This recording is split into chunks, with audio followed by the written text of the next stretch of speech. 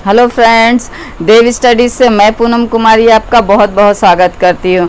दोस्तों, हम लोग मध्यकालीन भारत की ओर बढ़ चले हैं और मध्यकालीन भारत से जो संबंधित है यह 5वीं क्लास है और इससे रिलेटेड जो 4 क्लासेस है इसके पहले की वो जो क्लासेस है उनसे संबंधित जो वीडियोस है वह अपलोड किए जा चुके हैं।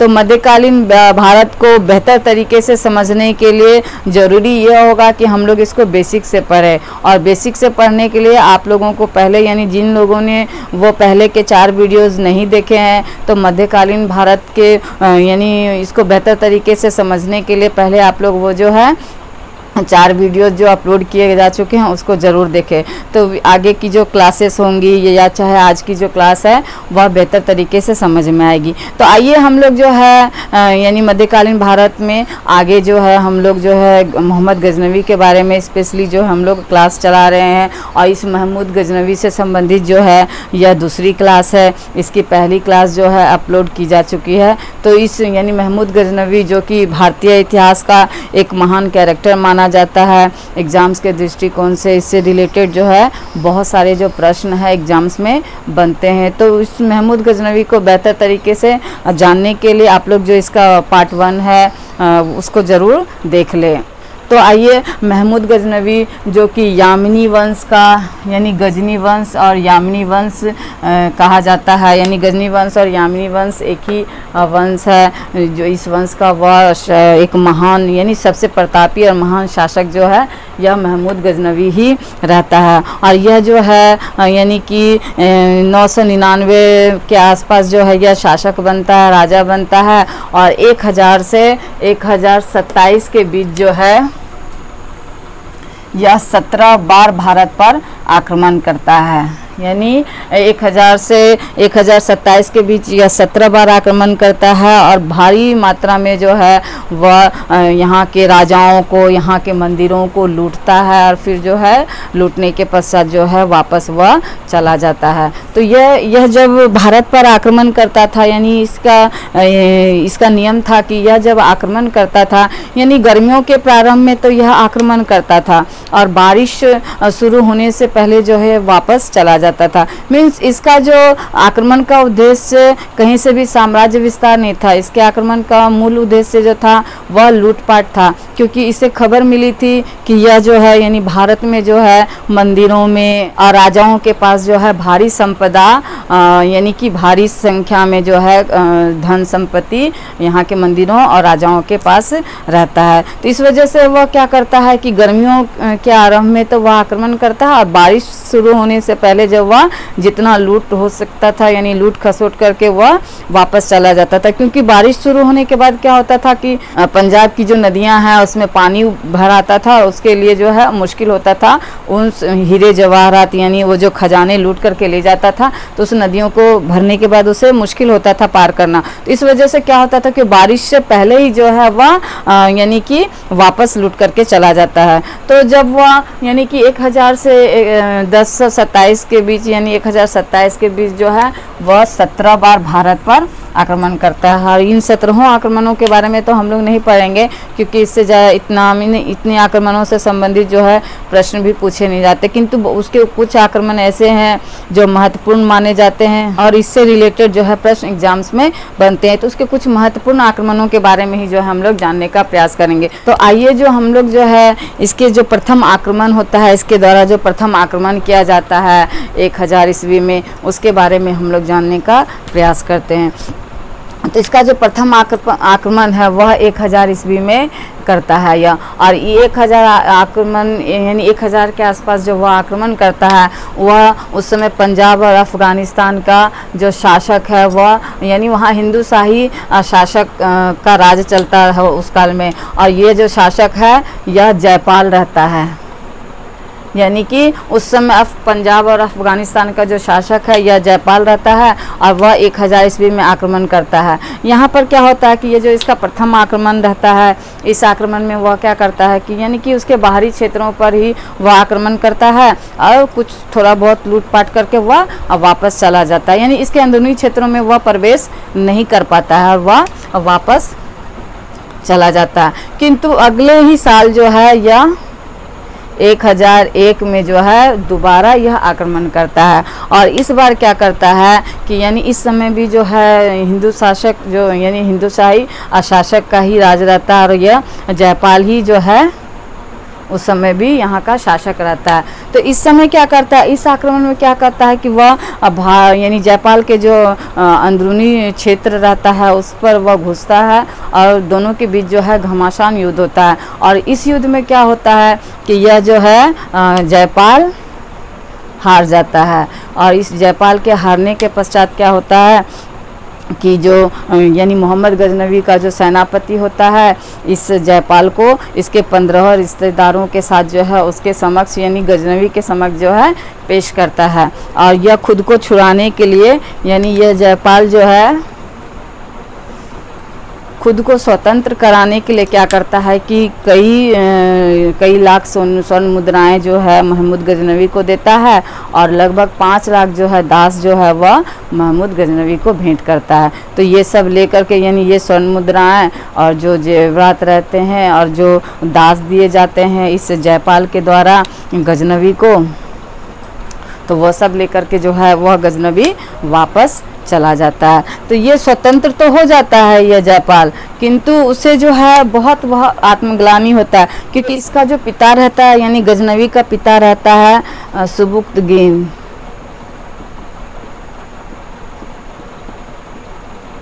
तो ये सुबुक्तगीन भी जो है यानी जयपाल पर आक्रमण किया रहता है पहले, तो इस सुबुक्तगीन जो है सफल नहीं हो पाता है। यह जो जयपाल से वह यानी हार करके जो है वह वापस चला जाता है। तो जयपाल चूँकि यानी कि इसके पिता को यानी कि गजनवी के पिता को जयपाल हरा चुका होता है, उसे वापस भेज चुका होता है, किंतु उसके पुत्र से जब यह हार जाता है और एक बार नहीं 2 बार हारता है तो उसे जो है आत्मग्लानि होता है और वह क्या करता है कि अग्निकुंड में जो है वह प्रवेश कर जाता है, यानी कि वह आत्महत्या कर लेता है। और यह इसी वजह से जो है ये चूँकि आत्महत्या कर लेता है इस युद्ध के पश्चात, तो कई इतिहास जो है इसे ईश्वर का दुश्मन कहते हैं, ईश्वर का शत्रु। यह चूँकि यह आत्महत्या कर लेता है और इस वजह से जो कई इतिहासकार जो है इसको ईश्वर का शत्रु भी कहते हैं। और यह सही भी है क्योंकि इसे ऐसे आत्महत्या तो दोस्तों करना नहीं चाहिए। अगर मान लीजिए आप हारे तो उसको जीत का प्रयास करना चाहिए, अपने सेना को एकत्रित करता, फिर से संजोता, फिर से तैयारी करता और उसको आक्रमण उसके यानी गजनवी के आक्रमण को विफल करने का प्रयास करता, किंतु यह क्या करता है, कोई प्रयास नहीं करता है और यह यानी खुद को ख़त्म करना यह बेहतर समझता है। इस वजह से जो है इसे ईश्वर का शत्रु भी कहा गया है। तो यह यानी कि यह इसका दूसरा आक्रमण रहता है जो इसमें यह भारी मात्रा में जो है सोने चांदी जेवरात जो है इकट्ठा करता है और फिर जो है वापस चला जाता है। अब जो इसका अगला आक्रमण है वह आनंदपाल के खिलाफ होता है और यह आक्रमण 1008 में होता है। और ये आनंदपाल जो है दोस्तों इसी जयपाल का पुत्र रहता है, यानी जयपाल की मृत्यु के पश्चात जो है यह आनंदपाल शासक बनता है। और अगला आक्रमण जो है मोहम्मद गजनवी का इस जयपाल के खिलाफ ही होता है। और इस समय क्या करता है ये यानी इसका जो पुत्र रहता है जयपाल का आनंदपाल, तो ये आनंदपाल क्या करता है कि चूँकि यह जो है इसे समझ में आता है यानी कि ये दिमाग लगाता है कि यह अकेले जो है मैं इस गजनवी को यानी कि हरा नहीं पाऊँगा, रोक नहीं पाऊँगा, तो वह क्या करता है कि ग्वालियर के शासक, कन्नौज के शासक और अजमेर और उज्जैन के शासकों से मदद मांगता है और इन सबकी संयुक्त सेना के साथ जो है वह क्या करता है, गजनवी को रोकने का प्रयास करता है। यानी इन संयुक्त सेनाओं के साथ जो है महमूद गजनवी का युद्ध होता है, लेकिन कई कारणों से जो है यह युद्ध भी जो है ये संयुक्त सेना मिलकर भी जो जीत नहीं पाती है और यहाँ पर भी जो है गजनवी की ही जीत होती है।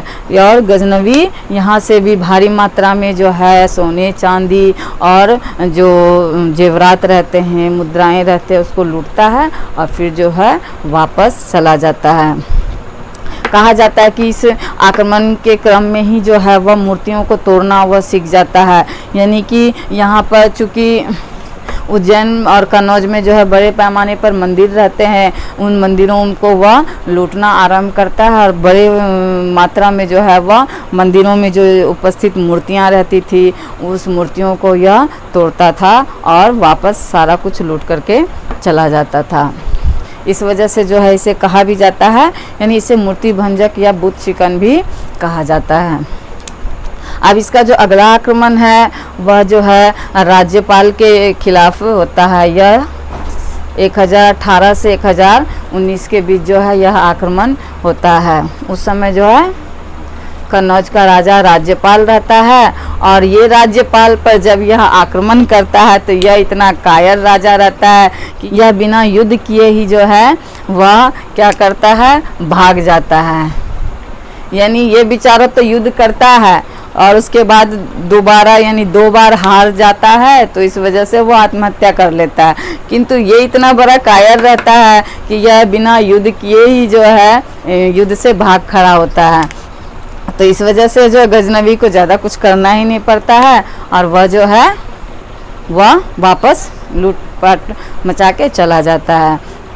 किंतु जब यह युद्ध से भाग जाता है, यानी कि युद्ध किए बिना ही जो भाग जाता है, तो यह एक उस समय चंदेल का शासक विद्याधर रहता है और यह एक राजपूत शासक रहता है। इसे जो है बहुत गुस्सा आता है इसके ऊपर, यानी इस राज्यपाल के ऊपर। तो वह क्या करता है, बाकी जो आस पड़ोस के जो राज्य रहते हैं उसके शासकों के साथ मिलकर के वह क्या करता है कि इसको खोजता है, यानी इस राज्यपाल को यह जहाँ छुपा बैठा रहता है वहाँ से इसको खोजता है और इसको क्या करता है, मार देता है। यानी जिस मृत्यु के डर से यह भागता है तो उसे उसी मृत्यु का जो है सामना करना पड़ता है। यानी कि ये विद्याधर जो है अन्य शासकों के साथ, हिंदू शासकों के साथ मिलकर के इसे खोजता है और इसे मौत के घाट उतार देता है। तो अब अगले आक्रमण की ओर हम लोग बढ़ते हैं। यानी इसका जो अगला आक्रमण रहता है वह प्रतिहार राजा के खिलाफ होता है। यह 1018 से 1019 के आसपास होता है और यह जो आक्रमण है मथुरा और कन्नौज पर करता है। उस समय जो इसका शासक यहाँ यानी प्रतिहारों का शासन यहाँ चल रहा होता है। तो यहाँ इस आक्रमण में क्या करता है कि चूँकि मथुरा और जो कन्नौज रहता है यह जो है मीन्स मंदिरों का गढ़ कहा जाता है, तो यहाँ पर बड़े पैमाने पर जो है उसको यानी हीरे जवाहरात यानी कि स्वर्ण आभूषण आदि जो है बहुत संख्या में बड़ी मात्रा में जो वह उससे प्राप्त होता है और वह लूट करके क्या होता है फिर वापस वह चला जाता है। इसका अगला जो आक्रमण है वह आक्रमण विद्याधर के खिलाफ होता है और यह विद्याधर के खिलाफ जो आक्रमण इसको इसलिए यह आक्रमण करता है क्योंकि उसे जब पता चलता है कि राज्यपाल जो उसके डर से भाग गया था और उसकी जो हत्या इस विद्याधर के द्वारा कर दी जाती है, तो इससे बदला लेने के लिए जो है यह इस पर आक्रमण करता है। किंतु दोस्तों यह इतिहास का इतना महान शासक रहता है यह विद्याधर कि यह एक पहला शासक रहता है जो यानी कि इसके द्वारा जो 17 आक्रमण किए गए हैं मोहम्मद गजनवी के द्वारा, इन आक्रमणों में यह पहला आक्रमण होता है जिसमें वह जीत नहीं पाता है, यानी बिना जीते ही जो है उसे वापस जाना पड़ता है। यानी चंदेल शासक विद्याधर के द्वारा जो है सफल विरोध किया जाता है और फिर दोनों के बीच संधि होता है और इस संधि के तहत जो है यानी उल्टे जो है गजनवी को ही जो है विद्याधर को कुछ यानी धन संपदा देनी पड़ती है और फिर वह वापस चला जाता है। तो इसलिए इतिहास में इस विद्याधर यानी ये जो महान शासक के रूप में यह गिना जाता है। यानी मोहम्मद गजनवी का जो है यह पहला आक्रमण रहता है जो विद्याधर सफल नहीं होने देता है। इस वजह से है इतिहास में इसका नाम यानी महान शासकों में इसकी गिनती होती है। तो अगला इसका आक्रमण हम लोग देखते हैं। इसका जो अगला आक्रमण है दोस्तों वह गुजरात के सोमनाथ मंदिर पर होता है। यह 1125 में यह आक्रमण जो है करता है। उस समय जो है वहाँ का शासक भीमदेव या मूलराज जिसे प्रथम भी कहा जाता है, यानी भीमदेव और मूलराज एक ही व्यक्ति का यानी एक ही राजा का नाम रहता है। यह आक्रमण इसके यानी यह 17वां आक्रमण रहता है, सॉरी यह 16वां आक्रमण रहता है। यानी कि महमूद गजनवी के द्वारा जो सोमनाथ का आक्रमण है जो 1025 ईस्वी में किया जाता है, यह इसका 16वां आक्रमण रहता है। और यह आक्रमण इसकी ज़िंदगी का यानी सबसे महत्वपूर्ण आक्रमण माना जाता है, क्योंकि इस आक्रमण से यानी इस अकेले आक्रमण से यह लगभग 20 लाख दिनार के बराबर जो है सोना वह जीत करके यानी लूट करके वह ले जाता है। कहा जाता है कि इसके पहले जितने भी यानी जो 15 आक्रमण उसने किए थे, उन सभी 15 आक्रमण से जो ज़्यादा है धन जो है इस एक आक्रमण जो वह सोमनाथ मंदिर पर करता है, जो गुजरात के सौराष्ट्र में स्थित है यह मंदिर।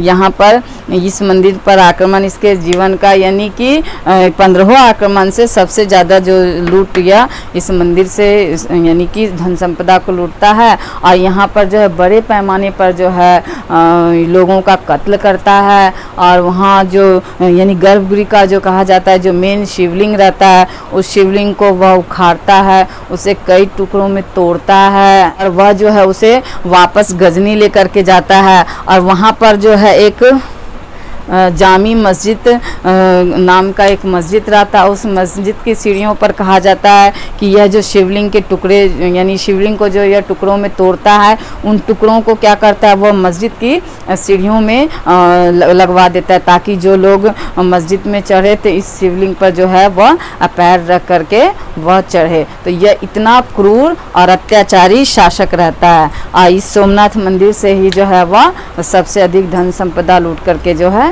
वह चला जाता है। किंतु जब यह सोमनाथ मंदिर को लूट करके जाने लगता है तो इस क्रम में चूँकि इसके पास जो है भारी मात्रा में यानी संपदा धन संपदा और जेवरात जो रहते हैं, तो यह आता तो था ऊंट और घोड़ों के साथ। जब यह जाने लगता था तो उन्हीं ऊँटों के साथ जो है यानी उन्हीं ऊँटों पर जो है यह भारी मात्रा में जो यानी स्वर्ण आभूषण या लूट का जो सामान होता था वह लाद करके ले जाता था। उस क्रम में वह क्या करता था कि किसी से भी यानी आते समय तो वह लड़ना पसंद करता था, सब यानी आक्रमण करके वह लूटपाट मचाता था, लेकिन जाते समय वह कोशिश करता था कि किसी से उसका आमना सामना नहीं हो। और क्योंकि उसके पास सामान लूटा हुआ धन ज़्यादा होता था तो वह किसी से उस पीरियड में लड़ना नहीं चाहता था। किंतु होता क्या है कि इस बार चूंकि उसके पास सामान भी अधिक रहता है, लूटा हुआ धन अधिक रहता है, तो जब वह वापस जाने लगता है तो क्या होता है कि वहाँ के जो जाट शासक रहते हैं उन जाटों के द्वारा जो है इस पर आक्रमण कर दिया जाता है। यानी आक्रमण करके क्या करता है ये जाट जो है कई घोड़े जिन पर जो स्वर्ण आभूषण वगैरह लदे हुए थे वह सब क्या करता है यानी कई घोड़े वो छीन लेता है। यानी कि जो महमूद गजनवी एक सीनियर लुटेरा रहता है, उस लुटेरे के ऊपर भी जो इन जाटों के द्वारा लूट कायम किया जाता है। और कई जो घोड़े हैं ऊँट है उसको है जो वह ये जाट लूट लेते हैं। तो उस समय तो यह गजनवी वापस चला जाता है, लेकिन वह जब जाता है तो उसके दिमाग में ये जाट जो है घूमते रहते, यानी इससे बदला लेने के लिए उसके दिमाग में यानी प्लान चलता रहता है। और वह वापस क्या करता है कि 1027 में वापस आता है और यह इन जाटों के साथ युद्ध करता है और इन जाटों को हराता है। फिर यहाँ से लूटपाट मचा करके वह वापस चला जाता है और यह इसका अंतिम आक्रमण होता है। यानी भारत पर यह इसका अंतिम आक्रमण कह सकते हैं। इसके बाद जो है वह यानी यहाँ से जो लूटपाट करके यह जाता है तो फिर यह वापस नहीं आ पाता है, क्योंकि कहा जाता है कि यानी इतने स्वर्ण आभूषण, इतना सोना चांदी, इतनी संपदा वह यहाँ से लूट के ले जाता है कि वहाँ बहुत सारे निर्माण कार्य करने के बाद भी जो है बहुत सारा सोना जो है उसके पास बच जाता है। और इन सोनों की सुरक्षा के लिए वह क्या करता है यानी उसी रूम में वह सोने लगता है। यानी कि उस सोने की सुरक्षा के लिए वह वही रूम में सोता है और अंत में क्या होता है कि वह उसे भोग भी नहीं पाता है, उसे कालाजार होता है और कालाजार से क्या होता है टीबी पकड़ता है। और वो टीबी जो है उस समय यानी कि लाइलाज बीमारी के रूप में जानी जाती थी, तो इस वजह से उसकी मृत्यु हो जाती है। तो इस वजह से ये 2027 के बाद जो है वापस भारत नहीं आ पाता। अच्छा हुआ कि 2030 में इसकी मृत्यु हो गई, नहीं तो जब तक जिंदा रहता तो पता नहीं कितना बार और लूटता भारत को। तो आइए हम लोग जो है इसकी यानी कि इस मोहम्मद गजनवी के द्वारा जो कई उपाधियां धारण की गई थी, यानी कुछ उपाधियां जो है मैंने पिछले वीडियो में बताया कि जो उसके यानी उस समय का जो खलीफा होता है, जब उससे या परमिशन लेने जाता है तो वहाँ वह खलीफा जो है इसे 3 उपाधियां देता है। एक तो सुल्तान की उपाधि देता है, सुल्तान, और एक यामिनी उद्दौला की उपाधि देता, और एक उपाधि इसे जो है यानी उस समय का जो खलीफा रहता है अल कादिर बिल्ला, उसके द्वारा जो इसे दिया जाता है। उसके अलावा भी यह जो है गाजी की उपाधि धारण करता है। यह गाजी की उपाधि का यानी गाजी का अर्थ होता है विधर्मियों का कत्ल करने वाला, यानी विधर्मियों का कत्ल करने वाला या नाश करने वाला। विधर्मी अर्थात जो उसके धर्म का नहीं हो उसका कत्ल करने वाला या उसका नाश करने वाला, यानी इस वजह से जो वह गाजी की उपाधि धारण करता है। वहीं वह बुत शिकन की उपाधि भी धारण करता है, जिसका अर्थ होता है मूर्ति भंजक, यानी कि यह बड़ी संख्या में जितने बार भी आक्रमण मंदिरों पर करता था, भारत के मंदिरों को लूटता था, उस टाइम क्या करता था कि ये बड़े पैमाने पर मूर्तियों के हिंदू देवी देवताओं की जो मूर्तियां मंदिरों में स्थापित होती थी उन मूर्तियों को तोड़ता था और धन संपदा लूट करके वापस चला जाता था। इस वजह से जो है इसे बुत शिकन या मूर्ति भंजक भी कहा जाता है। अब आइए हम लोग जो है इसके यानी इसकी उपाधियों को जानने के पश्चात हम लोग जो है इसके दरबारी जो विद्वान थे, साहित्यकार थे, उसके बारे में जानने का प्रयास करते हैं। तो इसके दरबार में जो है कई विद्वान, कई साहित्यकार थे जिनसे संबंधित जो प्रश्न विभिन्न एग्जाम्स में पूछे जाते हैं, तो उन साहित्यकारों, उन विद्वानों के बारे में हम लोग क्रमानुसार जानने का प्रयास करते हैं। इसका जो पहला यानी विद्वान रहता है इसके दरबार का, वह उत्बी रहता है, यानी उसका नाम उत्बी रहता है। और यह जो है इसके दरबार का शाही इतिहासकार रहता है, यानी शाही इतिहासकार यह रहता है उत्बी। और इसके द्वारा जो है किताब उल यामिनी और तारीख़ यामिनी, चूँकि यह यामिनी वंश का रहता है और यह शाही इतिहासकार रहता है, तो जाहिर बात है जो शाही इतिहासकार रहेंगे वह राजा से संबंधित या उसके यानी शासन व्यवस्था से संबंधित बातों को ही लिखेंगे। इस वजह से इसको याद रखना आसान है कि यह शाही इतिहासकार रहता है। इसी वजह से चूँकि गजनवी यामिनी वंश का रहता है, इस वजह से यह जो है किताबुल यामिनी और तारीख़ यामिनी की रचना करते हैं, यानी यामिनी और ये शाही इतिहासकार, इन दोनों को रिलेट करके आप याद रख सकते हैं। तो ये उत्बी जो है इसका शाही इतिहासकार रहता है। अब इसका अगला जो दरबारी इतिहासकार वह अलबरूनी रहता है, और यह जो है 11वीं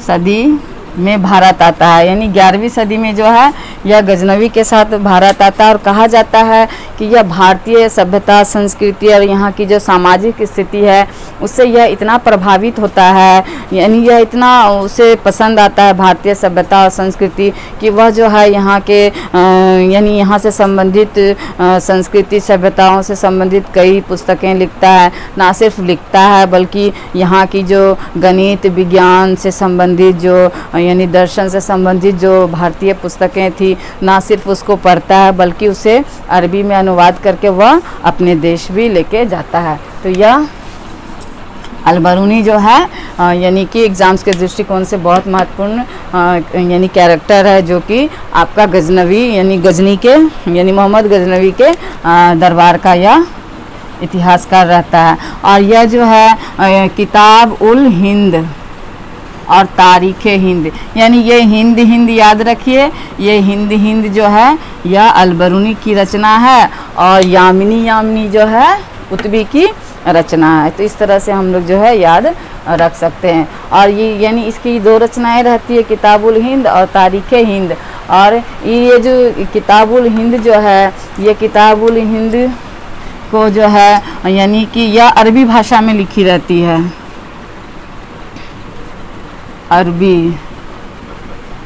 अरबी भाषा में लिखी पुस्तक है ये किताबुल हिंद। किंतु इसको जो है कई भाषाओं में अनुवाद किया जाता है। जैसे कि इसका हिंदी भाषा में जो अनुवाद है वह रजनीकांत शर्मा के द्वारा किया जाता है। वहीं अगर अंग्रेजी भाषा की हम लोग बात करें, यानी इसका अंग्रेजी भाषा में भी अनुवाद होता है। यह अंग्रेजी भाषा में जो अनुवाद है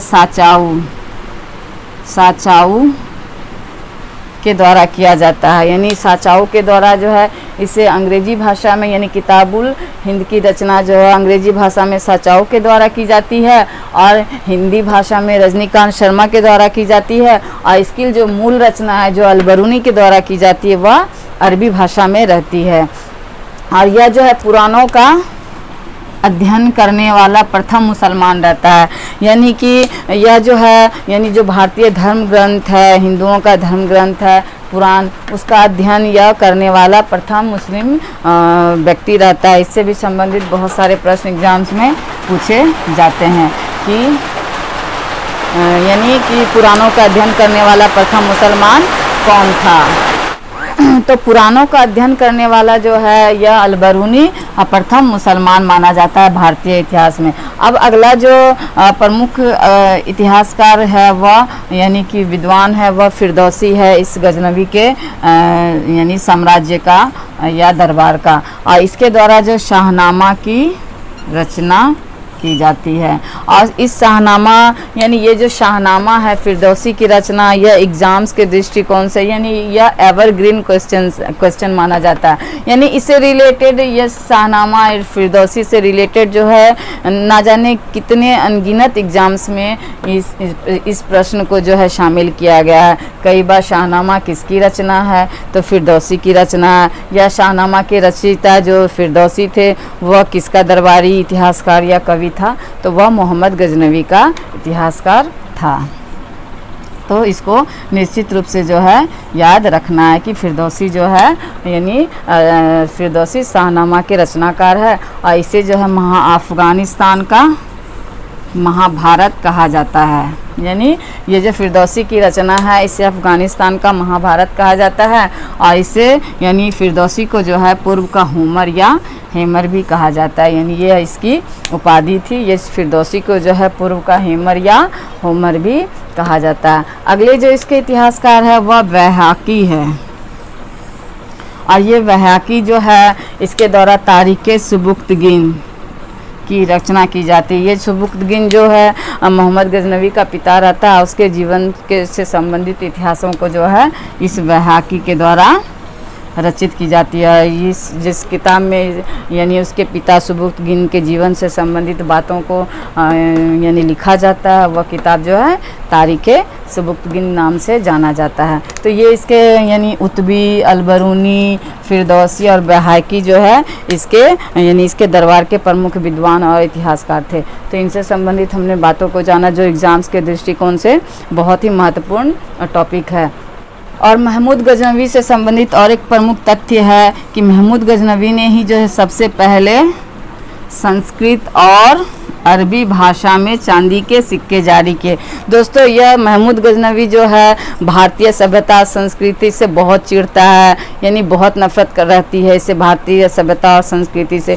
यानी नफरत रहती है तभी तो इतनी बड़े पैमाने पर वह बार बार आक्रमण करता है, यहाँ के राजाओं को लूटता है, यहाँ के निर्दोष जनता का कत्ल करता है, इस्लाम कबूल करवाता है, जो इस्लाम कबूल नहीं करता है उसका सर धड़ से अलग करके निकल जाता है। तो कहीं ना कहीं इसके मन में नफरत हिंदुस्तान के लिए रहता है। किंतु इसके द्वारा जो है सबसे पहले संस्कृत और अरबी भाषा में जो है चांदी के सिक्के जारी किए जाते हैं। यानी कि जो सिक्के जारी किए जाते हैं चांदी के, उसके तरफ जो है उसके एक तरफ जो है अरबी भाषा में और उसके दूसरे तरफ जो है संस्कृत भाषा में जो है लेख उल्लेखित किए जाते थे।